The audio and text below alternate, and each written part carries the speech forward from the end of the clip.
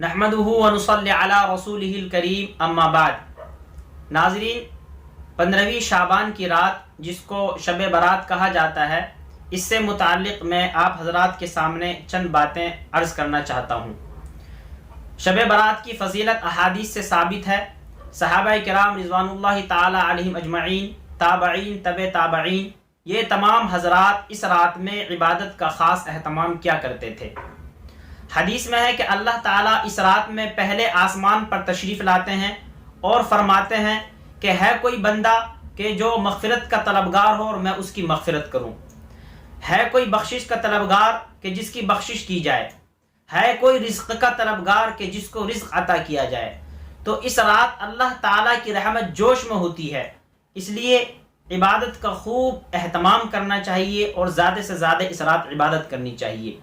لیکن اس رات عبادت کا کوئی خاص طریقہ مقرر نہیں ہے، جیسا کہ بعض لوگوں نے ایک خاص طریقہ مقرر کر لیا اور اپنی طرف سے گڑھ لیا۔ جیسا کہ کہا جاتا ہے کہ اس رات نفلی نمازیں خوب لمبی لمبی پڑھنی چاہیے اور فلاں فلاں سورت پڑھنی چاہیے، تو یہ سب باتیں بے بنیاد ہیں اور شریعت کے اندر ان باتوں کی کوئی بنیاد نہیں ہے، کوئی اصل نہیں ہے، اور احادیث سے یہ سب باتیں ثابت نہیں ہیں۔ اسی طرح قبرستان میں جانے کو لازمی سمجھا جاتا ہے، اور شب برات کے ساتھ شب برات جب بھی آتا ہے تو مسلمان قبرستان جانے کو لازمی سمجھتے ہیں۔ یہ باتیں بھی بے بنیاد ہے اور غلط ہیں۔ احادیث میں آتا ہے کہ رسول اللہ صلی اللہ علیہ وسلم پوری زندگی میں صرف ایک مرتبہ شب برات کے موقع پر قبرستان تشریف لے گئے تھے۔ اس موقع پر مجھے حضرت مولانا مفتی محمد شفیع رحمۃ اللہ علیہ صاحب کی ایک بات، ان کا ایک جملہ یاد آ رہا ہے۔ وہ فرماتے تھے کہ جو چیز رسول اللہ صلی اللہ علیہ وسلم سے جس درجے میں ثابت ہو اور جس طرح ثابت ہو اس پر ویسا ہی عمل کرنا چاہیے۔ آپ صلی اللہ علیہ وسلم پوری زندگی میں شب برات کے موقع پر ایک مرتبہ قبرستان تشریف لے گئے، لہٰذا مسلمانوں کو بھی چاہیے کہ پوری زندگی میں ایک مرتبہ قبرستان جائیں۔ باقاعدہ قبرستان جانے کا اہتمام کرنا اور جماعت کی شکل میں جانا اور بھیڑ کی شکل میں جانا یہ احادیث سے ثابت نہیں ہے، ایسا کرنا غلط ہے اور بدعت ہے۔ اسی طرح 15ویں شعبان کے روزے رکھنے کا اہتمام کیا جاتا ہے اور 15ویں شعبان کے روزے کو لازم سمجھا جاتا ہے، سنت سمجھا جاتا ہے، یہ بھی غلط ہے۔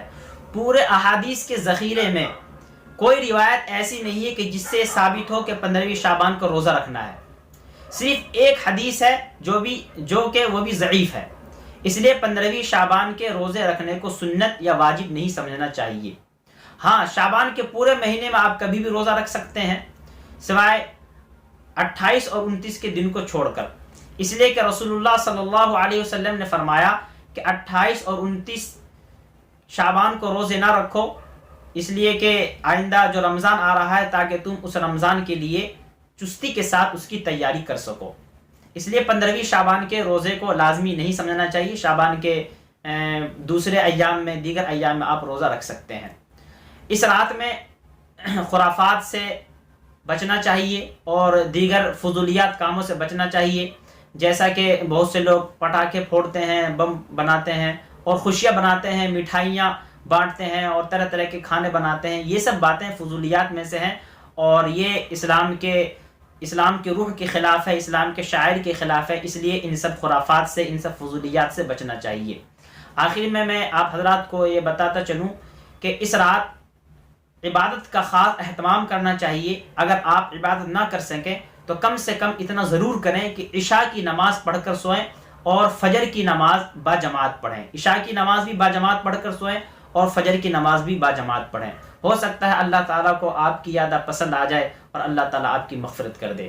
اس لیے آپ تمام حضرات اس رات عبادت کا خوب اہتمام کریں اور پوری امت مسلمہ کے لیے دعا کریں۔ آمین۔ السلام علیکم ورحمۃ اللہ وبرکاتہ۔